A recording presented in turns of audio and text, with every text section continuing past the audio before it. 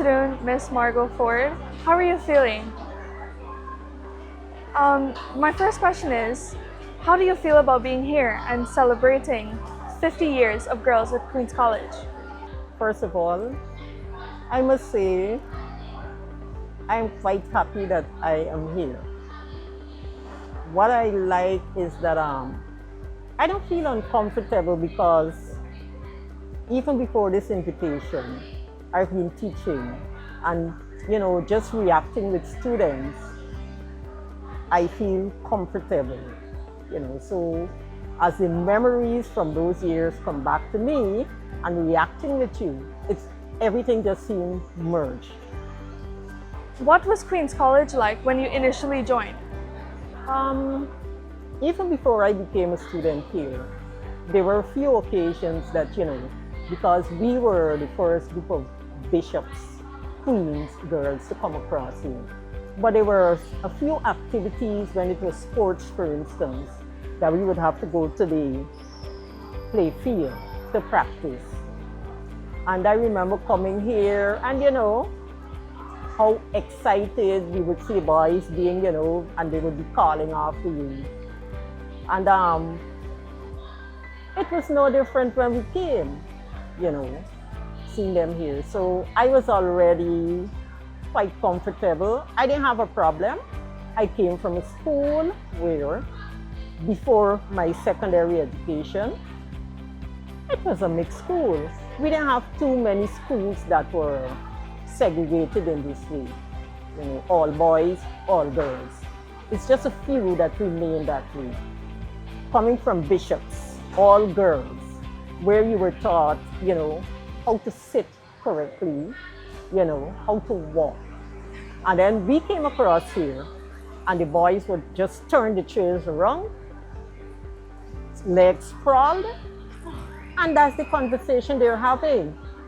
The other thing is, girls and bishops, you were called by your first name.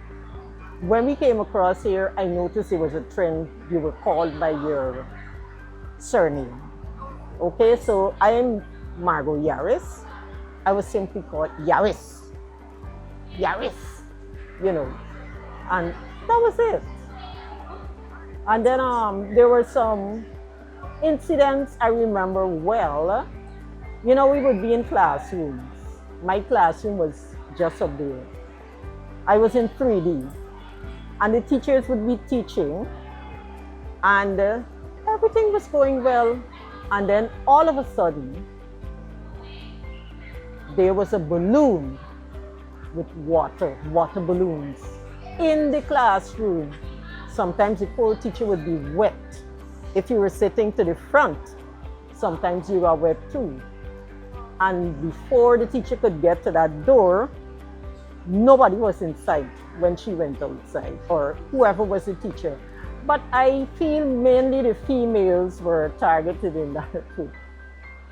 Then I do remember being on the play field, and one of the first experiences I had, I was an athlete. And during our PE session, I was there. Everybody, we had to run around that field for the PE. And Mr. Melody, when we ran around, of all the students in the class, males and females, I came in about 5th. And he said, "Oh, that's wonderful." I remember that incident there. How he praised me for coming in, so good amongst the boys. Yeah. What were your initial thoughts and feelings about coming to QC and finding out that it's going to be a co-ed institution? As I mentioned before, I didn't feel that it was anything different because we came from primary schools where we had the integration. But at Bishop's, because we were already accustomed to being just girls, it was somewhat, I was one of the shy ones when I came across here. And I felt somewhat intimidated at times, especially some of the boys, they look so big. When I say big, mature, the beard and everything else. And I do remember there was a special classroom.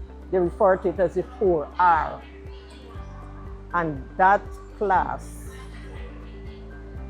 I think that is where most of the trouble came from. Those are the ones who would throw water balloons mainly. They're the ones who had our water tanks, the water balloons, and the war tanks, as they call them. Because the furniture, they were combinations. And they somehow resembled the war tanks from way back when. And you would hear, and it's the boys in the corridor on those tanks. Of course, again, when the doors were open, nobody was inside. Thanks to me. I'm not sure if you still have it. I haven't had a tour, but every classroom there was a washroom next to it. You know, yeah. So because of that, I think sometimes they might have been hiding in the washrooms. My classroom was close to a stair, so I guess they ran down the stairs whenever the teacher was approaching. What's the impact that the co-ed environment at Queen's College, and how did this change and prepare you for your future? I would not have made a comparison then. You know, I was just a student. I knew I came here for an education. Later on we found out this is the reason, because I think the president at the time had said, you know, we don't live in homes where persons are segregated. In a home, children are together, not segregated. And likewise, our classrooms, this is what I heard from my mom, because those are not things I would have been paying attention to. But he said, just as in our homes, we are male and female together, that's the way our classrooms should be. So I did. Exactly. So I didn't see anything really different. I knew what I wanted. One of the things I found first, there were some subjects that even though we were here, like foreign languages, bishops, we started French in the first form, Spanish in the second. When we got here, the boys had already started Spanish in the first form and the French later on. So what had happened is that there was a gap. So we were still segregated in that manner, just for some subject areas. All right, and even in mathematics.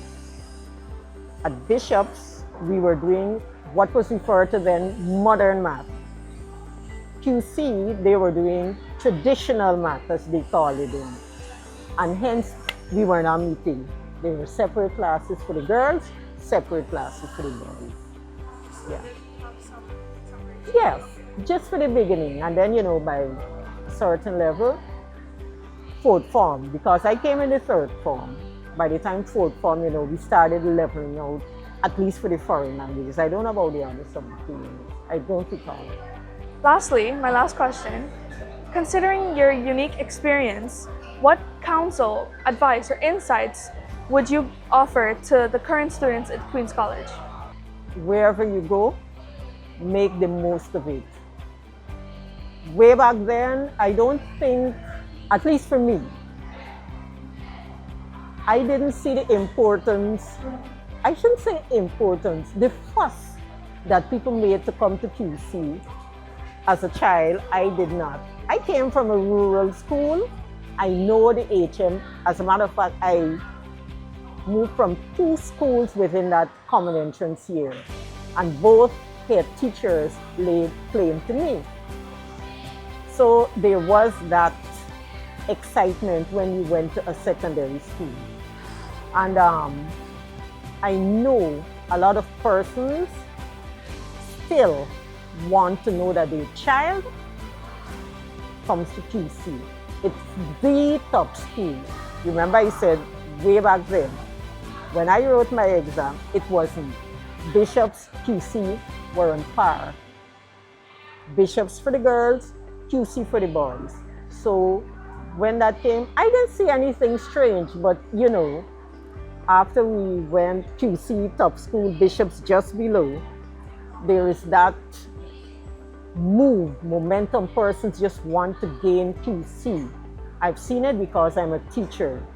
I've seen it because I'm a parent. I've seen it because all the years I noticed people talking about it in the media. You know, it was always my goal to get QC. I see disappointment on faces when people do not get QC. And I noticed, I was teaching at St. Stanislaus College just recently. I saw some of the students who would have just written the CSEC, and they're here. Now, there is still that wish to be a QC student.